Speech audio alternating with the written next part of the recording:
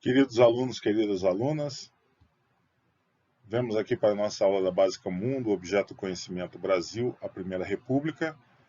Nossa aula 6 das 8 previstas, nessa semana 17, que vai de 17 a 21 de maio de 2021. Vejamos então o roteiro da nossa aula de número 6. Semana 17, vimos aqui a nossa aula número 5, a República Oligárquica como empoderamento político dos grandes proprietários rurais, principalmente dos cafeicultores que controlavam diretamente os rumos do Estado brasileiro. E agora, na nossa aula número 6, veremos a República da Espada e suas tensões. A República da Espada e suas tensões. Fontes de consulta sugeridas para vocês. Recomendamos como fontes de consulta opcionais História do Brasil, República Velha, cujo link está aí disponível nos slides que estarão no AVA, do nosso famoso historiador Boris Fausto. Temos aqui 3 opções de livros. Primeiro, do professor historiador José Murilo de Carvalho, A Formação das Almas, O Imaginário da República do Brasil, já citado anteriormente. Outro livro dele, Forças Armadas e Política no Brasil, também falando sobre a participação dos militares das Forças Armadas na Constituição da República. E Deodoro, Subsídios para a História, da Biblioteca do Senado Federal, falando sobre o proclamador da República e seu primeiro presidente. Para a eleição para presidente do Brasil em 1891, nós tivemos os seguintes candidatos: Manuel Deodoro da Fonseca, Prudente José de Moraes e Barros, Floriano Vieira Peixoto, Joaquim Saldanha Marinho, tivemos votos em brancos, e José Higino Duarte Pereira. E aqui temos os votos. Deodoro da Fonseca ganhou com 129 votos, uma porcentagem de 55,13%, seguido de Prudente José de Moraes e Barros, o conhecido Prudente Moraes, com 97 votos, 41,45%. Prudente Moraes, como sabemos, foi o terceiro presidente e o primeiro presidente civil da República no nosso país. Agora observamos a eleição para vice-presidente do Brasil em 1891, os candidatos, votos e porcentagem. Percebemos que Floriano Vieira Peixoto, que também foi candidato a presidente, foi eleito com 153 votos, 65,38%. E Eduardo von den Kolk, que era o ministro da Marinha, com 57 votos, 24,36%, foi o segundo colocado. Naquela época, existiam eleições diferentes de presidente e de vice-presidente. Vimos que Floriano concorreu para ambos os cargos. Não foi eleito para presidente, mas foi eleito para vice-presidente. Sabemos hoje, no Brasil, no século XXI, as eleições, e já há muito tempo, elas são a eleição de uma chapa, que vem o presidente e o vice-presidente. Tivemos 234 congressistas presentes nas duas votações, e os ausentes foram de 34. Observamos aqui todos os presidentes da Primeira República, a chamada República Velha. Na primeira linha, da esquerda para a direita, Deodoro da Fonseca, depois Floriano Peixoto, depois Prudente Moraes e depois Campos Salles. Na segunda linha, nós vemos quem? Rodrigues Alves, Afonso Pena, Nilo Peçanha, o Marechal Hermes da Fonseca e Venceslau Braz. Depois, na última linha, nós vemos Delfim Moreira, Epitácio Pessoa, Arthur Bernardes e o último presidente da Primeira República, ou República Velha, Washington Luiz. Vemos aqui, então, a biografia do Marechal Deodoro da Fonseca, que vocês podem ler com mais tranquilidade nos slides disponibilizados no AVA. O governo constitucionalista de Deodoro da Fonseca, em 1891. A eleição, como já dissemos, era separada. Existiam votos para o presidente e votos para o vice-presidente. E, como vimos, era possível se candidatar para os dois cargos. A eleição era indireta e era realizada pelo Congresso, conforme o decreto número 511, de 23 de junho de 1890, que era conhecido como o Regulamento Alvim. Sofreu forte oposição parlamentar. Em 3 de novembro de 1891, ele fechou o Congresso e prendeu os líderes principais. Enfrentou a primeira revolta da Armada, comandada pelo almirante Custódio José de Melo, e renunciou ao seu cargo em 23 de novembro de 1891. O decreto número 511, de 23 de junho de 1890, que é conhecido como Regulamento Alvim, já citado, manda observar o regulamento para a eleição do primeiro Congresso e diz o seguinte: o generalíssimo Manuel Deodoro da Fonseca, chefe do governo provisório da República dos Estados Unidos do Brasil, constituído pelo Exército e Armada, em nome da nação, resolve que na eleição do primeiro Congresso Nacional, a que se tem de proceder na conformidade do artigo 1º do Decreto número 510, de 22 do corrente mês, que publicou a Constituição dos Estados Unidos do Brasil, se observem as disposições do regulamento anexo, assinado pelo Dr. José Cesário de Ferri Alvim, ministro e secretário de Estado de Negócios do Interior, Sala das Sessões do Governo Provisório, 23 de junho de 1890, segundo da República, Manuel Deodoro da Fonseca e José Cesário de Faria Alvim. Eles assinaram o regulamento a que se refere o decreto número 511 nesta data. Aqui nós temos a biografia de José Cesário de Faria Alvim, que vocês podem observar com calma nos slides disponibilizados no AVA.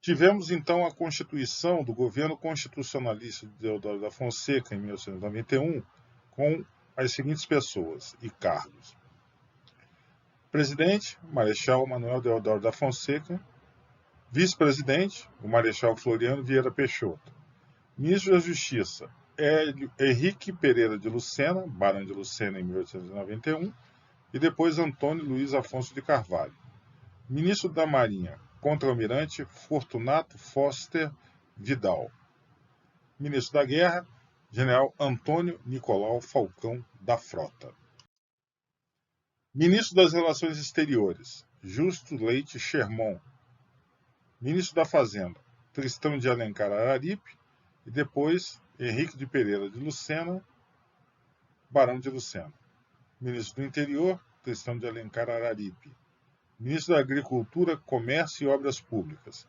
Henrique Pereira de Lucena, barão de Lucena, e João Barbalho Uchoa Cavalcante.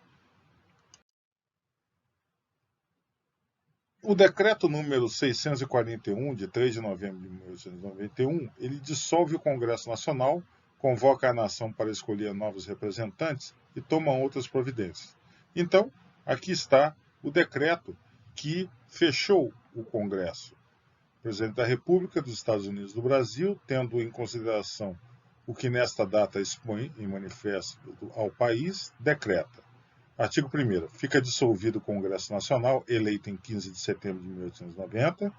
Artigo 2º. É convocada a nação para, em época de ulterior, se fixará escolher novos representantes.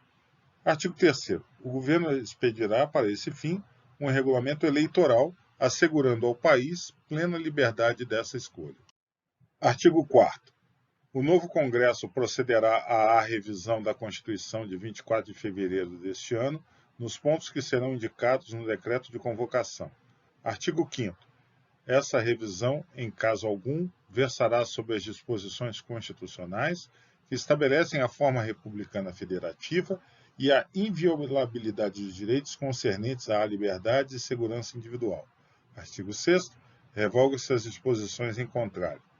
O ministro do Estado dos Negócios do Interior assim faça executar. Capital Federal, 3 de novembro de 1891, Terceiro da República, Manuel Deodoro da Fonseca e o seu ministro do Estado dos Negócios do Interior, Tristão de Alencar Araripe. A primeira revolta da Armada. Então tivemos nesse período essa primeira revolta. Aconteceu no ano de 1891, em represália à maneira de atuar do então presidente da República, Marechal Deodoro da Fonseca, que, ao ver-se diante de sérios problemas para lidar com os partidos políticos contrários ao governo, representados pela nata cafeicultora, resolveu tomar uma atitude radical, fechar o Congresso, com um documento que já vimos, transgredindo a Constituição de 1891. Uma ação coletiva por parte de alguns centros da Marinha, entre eles o da Baía de Guanabara, que se revoltaram e prometeram atacar a cidade do Rio de Janeiro, então capital da República. Aqui temos os navios participantes da revolta da Armada, que podem ser vistos melhor, com mais detalhes, com mais calma, nos slides disponibilizados no AVA. Para evitar o pior, Deodoro da Fonseca, então com apenas 9 meses de gestão, decidiu renunciar. Seu vice, Floriano Peixoto, assume provisoriamente, pois, segundo a Constituição, no prazo sumo de 2 anos, seriam chamadas novas eleições presidenciais. Quando se aproximava o fim de seu mandato, a oposição começou a alardear que Floriano pretendia continuar no governo ilicitamente. Temos aqui, então, o contra-almirante Custódio José de Mello, então ministro da Marinha, que foi um dos assinantes da Constituição Brasileira de 1891.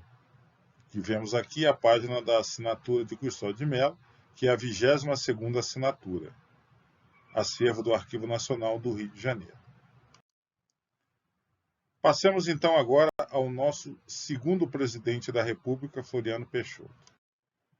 Aqui temos a biografia do Marechal Floriano Peixoto, que vocês podem observar com calma nos slides disponibilizados no AVA.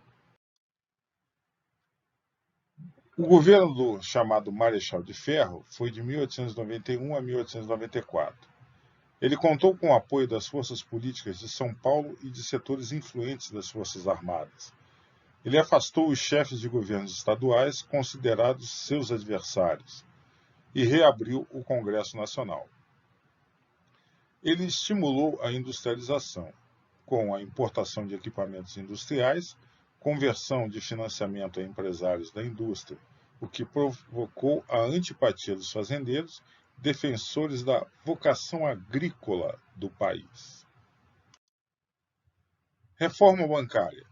Proibiu os bancos de emitirem moeda, o que passou a ser responsabilidade exclusiva do governo federal. Medidas de repercussão popular. Baixou o preço da carne e dos aluguéis residenciais, aprovou lei para a construção de casas populares. Oposições passaram a defender a convocação de novas eleições presidenciais.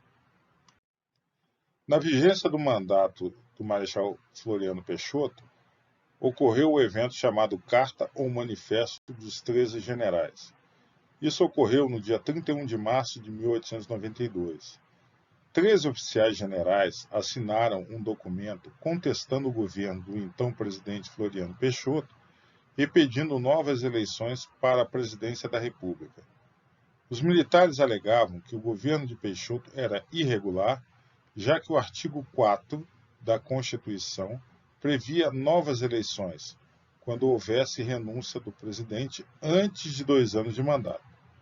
No caso, Deodoro da Fonseca renunciou antes desse prazo, e seu vice era Peixoto, que assumiu alegando que havia uma exceção na Constituição ao determinar que a exigência só se aplicava a presidentes eleitos diretamente pelo povo.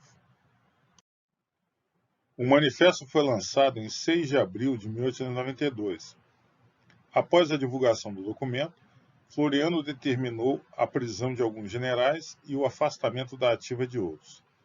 Ele se manteve na presidência e governou até 1894. Por conta da sua maneira enérgica e ditatorial para reprimir movimentos contrários ao seu governo, ele ficou conhecido como Marechal de Ferro e também consolidador da República. Em sua homenagem, a cidade de Desterro, hoje capital de Santa Catarina, foi nomeada Florianópolis, termo que significa cidade de Floriano. Temos aqui então os signatários da carta, aqueles que a assinaram. Marechal José de Almeida Barreto, vice-almirante Eduardo Vandenkolk, general de divisão José C. de Queiroz, general de divisão Antônio Maria Coelho, barão de Amambaí, general de divisão Cândido José da Costa, contra-almirante José Marques Guimarães, comandante da 1ª Divisão de Cruzadores. Aqui vemos à esquerda a imagem do Marechal José de Almeida Barreto e à direita do almirante Eduardo Vandenkolk. Prosseguindo, o general de brigada João Nepomuceno de Medeiros Malé, sobrinho do patrono da artilharia e que depois foi ministro da Guerra. Contra-almirante Dionísio Manhãs Barreto, membro efetivo do Conselho Naval. General de brigada João Severiano da Fonseca, segundo vice-presidente do Instituto Histórico e Geográfico do Brasil e patrono do Serviço Médico do Exército. Contra-almirante Manuel Ricardo de Cunha Couto, inspetor do Arsenal da Marinha da Capital Federal. General de brigada João José de Brus, general de brigada José Cerqueira de Aguiar Lima e general de brigada João Luiz de Andrade Vasconcelos. Vemos aqui à esquerda o contra-almirante José Marques Guimarães e à direita vemos aqui o Marechal João Nepomuceno de Medeiros Malé, no quadro que existe dos comandantes do Ministério da Guerra, hoje Comando do Exército. Vemos aqui o general de divisão médico João Severiano da Fonseca, patrono do quadro de saúde do Exército Brasileiro, e o general de brigada José Cerqueira de Aguiar Lima, à nossa direita. A segunda revolta da Armada teve início com uma agitação encabeçada por alguns generais que enviaram uma carta ao presidente Floriano Peixoto ordenando-lhe que convocasse imediatamente novas eleições, em obediência à Constituição. O presidente coibiu severamente a insubordinação, ordenando a prisão dos condutores do levante. O golpe era comandado pelos oficiais superiores da Armada Saldanha da Gama e Custódio de Melo, que ambicionava substituir Floriano Peixoto. Vemos aqui uma homenagem póstuma ao almirante Luiz Felipe Saldanha da Gama, aqui ao centro, publicada na revista Dom Quixote, número 23, de 1894, pelo famoso desenhista Ângelo Agostini. Vemos aqui, então, o almirante Custódio José de Melo, em 3 fotos que representam um dos líderes da Segunda Revolta da Armada. O movimento retratava a insatisfação da Marinha, que se sentia politicamente inferior ao Exército.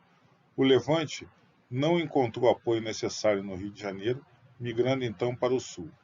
Algumas tropas se aquartelaram na cidade de Desterro, atual Florianópolis, e tentaram um acordo com os gaúchos partidários do federalismo, porém sem êxito.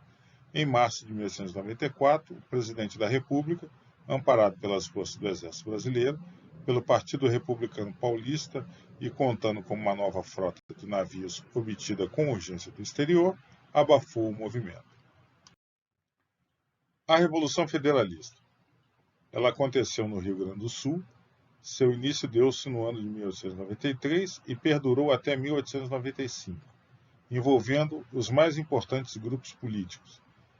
A República dava seus primeiros passos, 2 grupos pleiteavam o poder.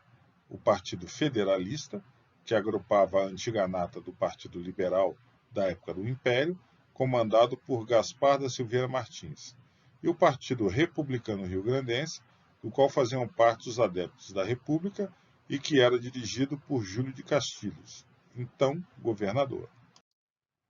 Vemos aqui à esquerda Gaspar da Silveira Martins e vemos à direita Júlio de Castilhos. A facção dos federalistas resguardava um sistema parlamentar de governo e exigia a análise das constituições estaduais com o objetivo de as retificar, caso necessário, antevendo a possível concentração política e a fortificação do Brasil como União Federativa. Já o Partido Castilhista era favorável do positivismo, viver a vida baseada nos fatos e na experiência, rejeitando tudo que é nebuloso e sobrenatural, do presidencialismo e da liberdade de se administrar um Estado segundo suas leis. Os sectários dos federalistas eram conhecidos pelo nome de Gasparitas ou Maragatos, e os correligionários de Júlio de Castilhos foram denominados castilhistas ou pica-paus. No dia 17 de junho de 1892, Castilho foi proclamado presidente daquele estado. Os federalistas não aceitaram e reagiram, colocando na rua cerca de 600 homens, sob a liderança de Gumercindo Saraiva, os quais venceram os soldados que se encontravam sob as ordens do coronel Pedroso de Oliveira. Várias outras batalhas ocorreram, sendo as mais conhecidas as da Lagoa Branca e a Restinga da Jararaca, culminando na vitória dos Maragatos e no poder absoluto sobre a fronteira.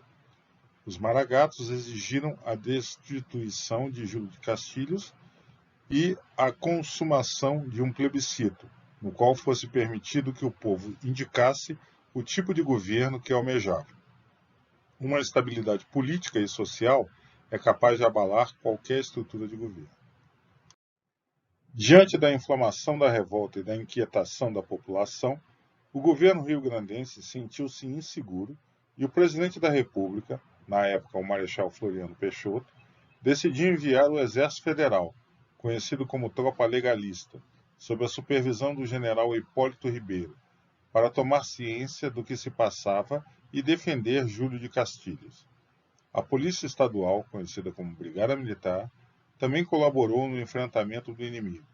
No mês de maio de 1893, os Maragatos amargaram o primeiro desbaratamento no riacho Inhambuí, em Alegrete, comuna ao sul do Rio Grande.